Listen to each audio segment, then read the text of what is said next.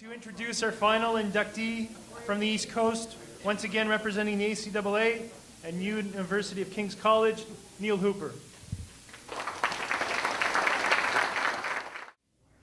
I'd like to introduce our Hall of Fame inductee, another one. We're very fortunate to have two, and I certainly would like to thank the Hall of Fame committee for selecting Dave Douglas, and it's indeed a tremendous honor for him, his family, and certainly the University of King's College. As I did with Matt, I would like to recognize Dave's family who are here, his wife Sally, and daughters Gabby and Kaylee. So welcome here tonight, and thanks for coming.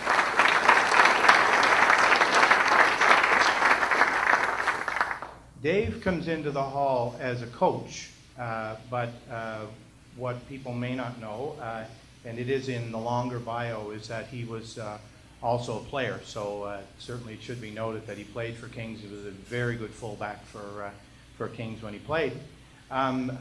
We were thrilled when we heard we had Matt and Dave going into the Hall of Fame, and Matt I knew was in the city, and Dave lives in Vermont. So we're here in Canada, and I'm saying, okay, I'll find Dave somewhere. So I'm checking, can't find email addresses. And this is going on for a little while. We're in the middle of our year end, so we're trying to get everything in. And Trish and I would talk and say, well, you know, can you talk to someone that knew him and find out where he was? And I had seen him about 5 years before, so I said, so did he disappear? Did he vanish? Oh, he might have been in. I'm not sure. That remains to be seen. But I was considering the FBI for a little while, trying to track him down. But finally, after a while, I Facebooked him, and then I think he looked at it for 2 weeks and see how much I can yank this guy's chain. Oh, and then all of a sudden I hear from him. So anyway, Dave, it was great to find you, and I would have said if we imagine here now, we would like to give this to Dave, but we couldn't find him. So anyway, we have, and I'm so happy and delighted that you and your family could come, Dave. Dave actually was one of the first coaches that I met on campus, and as a new AD, I didn't know what I was doing. It was so great to come into a coach who had been in the system, and he certainly made me feel very, very welcome. He started out as an assistant coach in year one, but in the next year became a head coach, and for a very young man, which he was at that time, not now, he quickly became an excellent coach. One of the big reasons he became so successful was that his practices were so good, very technical, and his teams were so well prepared. These practices are still, I would say, among the best I've seen in any sport to date. His accomplishments, winning championships, and coaching awards speak for themselves, but his undying dedication to the school and every single player was second to none. He demanded proper execution preparation, but he also lived this code himself as a coach. And you saw on his resume, he was a highly sought-after coach. Certainly while he was at King's, coached many of the minor levels, and he also coached Dalhousie University to a national championship. So this guy was the real deal, for sure. We're always very proud of Dave when he took teams to championships, won countless awards, but the pinnacle certainly was him being selected as CCAA Coach of the Year. And he was so deserving in this, a fitting tribute to a coach who gave us 9 great seasons and made Kings men's soccer a national contender. So we really appreciate all that, Dave. Before I close out, I have a confession to make, Dave. Dave and I got to know each other quite well over the years, and one of the things and it may be an issue across the country, I don't know. Coaches are a tad underpaid in this lovely country of ours. So most of all, you're dealing with a labor of love. And for Dave, it was certainly a labor of love. But I have lived in constant fear that you were going to come after me for more money. Not that you wanted it, yeah. And so I said, I hope he doesn't collect on what he really should have been worth. But Dave, we so appreciated everything you did, and you should know that. To close, Dave, we've been so proud of you and your accomplishments. We had many fortunate players thrive under your leadership, and certainly became better people because you were there as a coach. And it's so nice that your family can be here today to see you win such a prestigious honor. And the University of King's College is very proud of you, And all I can say from here is thanks for the memories. We appreciate it.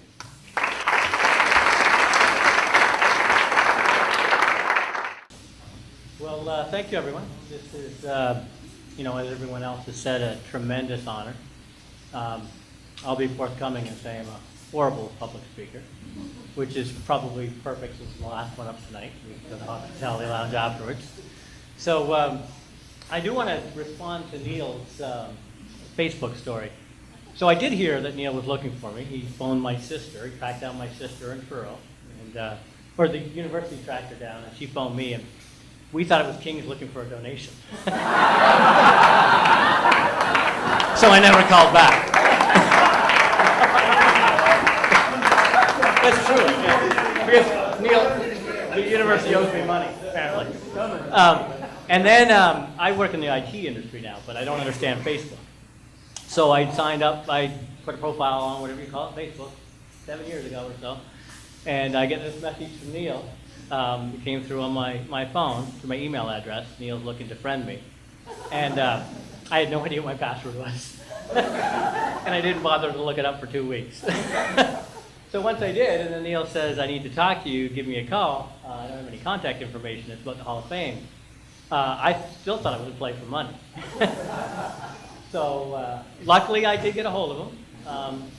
And you know, I'm glad to be here. I'm glad for my kids to be here, which is quite important. You know, to them, you know, I've left coaching in 2001. So to them, I'm just, you know, daddy who sits on the couch and eats chips. So they know nothing about me being involved in soccer or Kings or anything. So it's nice to have them here. But you know what I'd like to tell you about is, as Neil said, I was a player with Kings starting back in '84, and I just want to take in a very brief journey kind of through that history up to where Neil came and then to where the program now, because this is really about the program. I think both of us are very proud of them. So my first 4 years, we went to nationals 3 times, and that may sound like a great achievement, but this is back in the days where Technical University of Nova Scotia was in the league that they are now, I guess, but they were not eligible for nationals. So if you made the finals against that team, who was the strongest team at the time, you went straight to nationals. You know, so I don't know how many times we met them, probably 2 out of the 3, and you know, we went to nationals 3 times. Fantastic experience. CCAA puts on a great tournament. You know, the venues are great, the teams are amazing, and you know, the coaches are fantastic. So I was lucky to be part of those 3, but at that point in King's development, being there at the show was that's all that mattered. You had the plane tickets or train tickets back in '84. And that's all that mattered. You went, and frankly, you know, we had a tough time on the field back then. You know, we were, you know, frankly, short of talent, organization, and, you know, mentally, we just, you know, it wasn't about the competition, it was about the trip.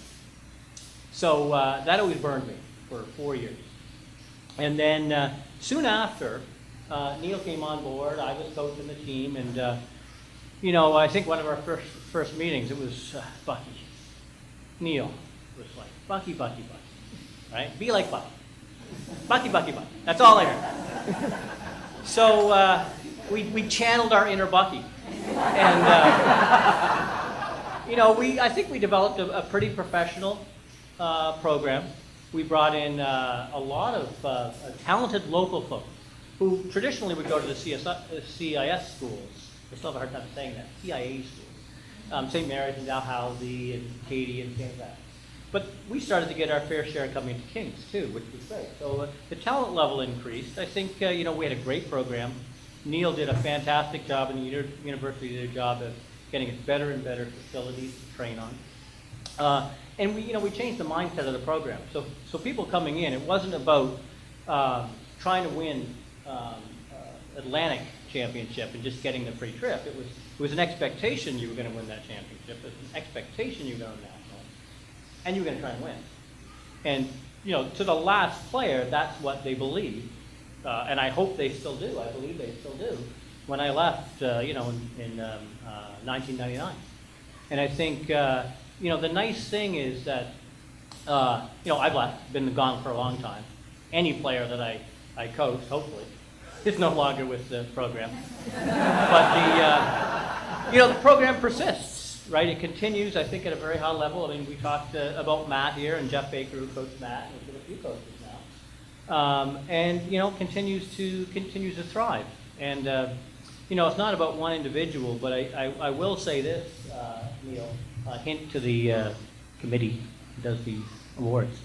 I think Neil is a huge part of this. He's really the one that turned the corner on our program. He believed in, Bucky. You can win regardless of the size of the school. And to this day, it exists. It resonates with me, and I think that's the biggest reason I'm standing here and thrilled to be receiving this award. Now, that was all in talk. A couple hours ago, I didn't know what to say. So. Gabby, my speechwriter, wrote me a speech. That sheet right there. Dad's speech. I'm very proud of all my players. I'm glad I was their coach. I don't deserve this award.